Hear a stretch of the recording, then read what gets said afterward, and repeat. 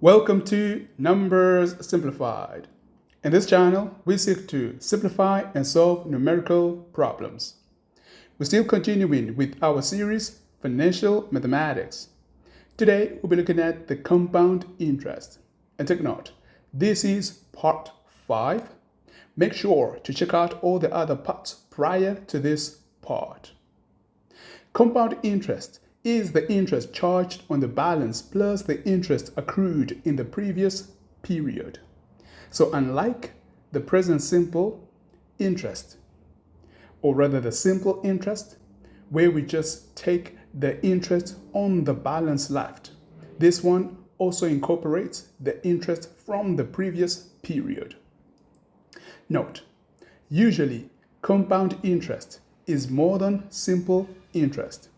However, for a single time period, compound interest is exactly the same as the simple interest. And the formula for investment value subject to compound interest is given by V is equals to that, where P is the principal amount, R is the interest per period, and N is the number of periods. Let's look at how this works by considering example 1. So calculate the amount owing on a house loan of $60,000 after 10 years if the interest rate is 4% compounded annually. The solution. So from the question, we pick up the principal, which is 60,000, R, the rate, which is 4%, and T, the time, which is 10 years. Now, we substitute for the values in the formula, which is the compound interest formula. We have all of those terms.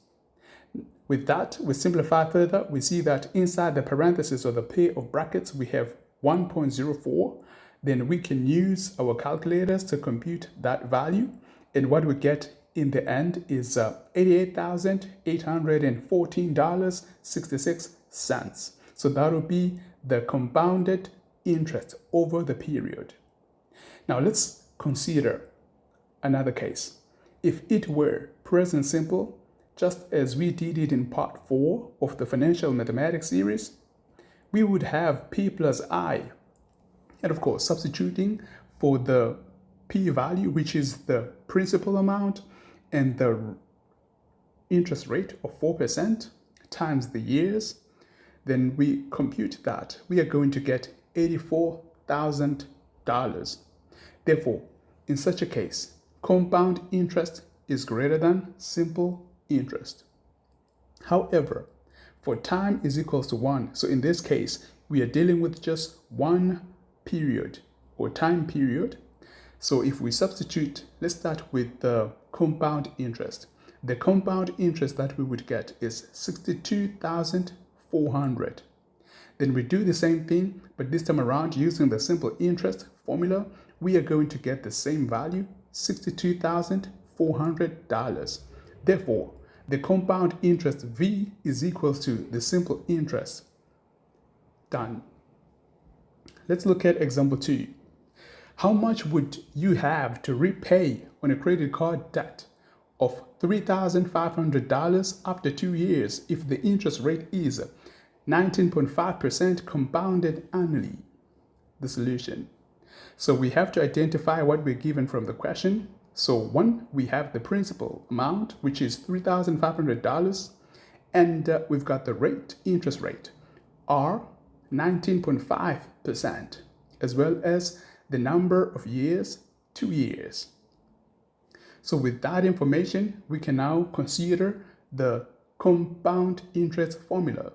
Substituting for all the terms and simplifying further, we are going to get 3,500 times 1.195 squared. And then we get the final answer as $4,998.09. So that was the first part. Now let's consider the second part. The second part is crucial. So now we know that R is 19.5, but that's annually. So per annum. However, the question now says this is compounded biannually, so that is 2 times a year. So now we need to consider what the rate would be for each half of the year. So we divide that by 2 because we know that in a year we've got 2 biannuals. So like half of that. So if we get the half of that, we are going to get n of 4, that is to say 4 time periods. So the first half, the second half, the third half, and the fourth half, since we're considering 2 years in total. Great, so we have these now in terms of periods, not as years, according to what we have on the left-hand side. Now we consider the formula. Inside the formula, the R that we're going to use is the R for the biannual. And also the N that we use is the N of the total number of periods that we would use, so that we have something of that nature. And of course, simplifying further, we are going to get our compound interest being $5,077.92. So that is to say that the interest is accumulated, or it is accrued each and every half. So each and every biannual, we are going to have interest charged on what we obtained from the previous interest plus the principal. So it goes on and on in that manner. So if you have made it thus far, I say congratulations to you. And I encourage you to check out all the other playlists that we have. This is on pure mathematics. And hopefully you have fun. Just let us know if you come across any problems. And for any questions, please type in the comment section.